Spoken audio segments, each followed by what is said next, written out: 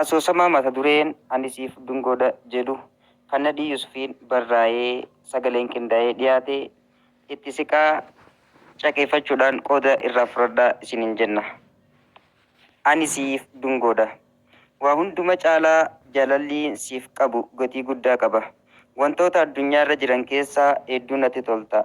Akkaataan dubbannaa keetii fi ofitti amanamummaan yookaan konfidensi ati qabdu baay'ee na dinqisiisa. Akkaan si jaaladhu, si mararfadhu, akkasuma yeroo irraa gara yerootti si yaadu siitu na taasise. Jaalalliin siif qabu keessa koo oolee bulee hedduu dabalaa dhufe. An siif dungoodha. Ifaa siif ta'een dukkana naannoo kee marsee jiru hunduma isaa halaalatti sirraa qoladha. Ija koo kan jaamessitu naaf bane, kanaafan yeroo hunda agartuu koo jedhee si waammadha. Ati dagachiiftuu gadda kootiiti. Haala rakkisaaf walxaxaa fedhe keessa jiraadhullee jaalala keetti obseen goradhaa milee yeroon si wajjin jiru gammachuun qaba. Si waliin ta'uun koo dhiphinaaf yaadda'uu waan jedhamu hunduma isaa na dagachiisee sammuu koo gammachuun dabala. Kanaafuu narraan fagaatin si jireenya koo keessatti kanneen dabaleef maaliif beektaa? Ati ogeettii jaalalaa qofa osoo hin taane fakkeenya jaalala dhugaati yoon jedhe sitti xiqqaata.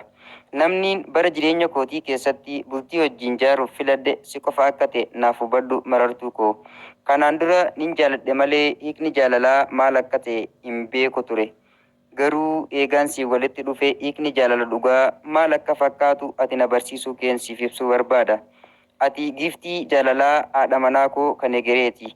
Kophaa koo yoon taa'ees namaa wajji jiraadhullee miidhaginaaf ayyaana jaalalaa surra qabeessa ta'e kan naaf ati wal jaalannu san yeroo hunduma nan yaadadha. Halkaniif guyyaa ofittiin gunguma ofittiin asaasa. Ofuma koo nama lama godhee yaada wajjin wal jijjiira. Wanti keessa koo na qirqitu tokko tarii jaalalli keenya qurxama qurxii hin qabne ta'ee hafamoo guyyaa tokko kan walii wal godhannee wajji gammanna isa jedhudha.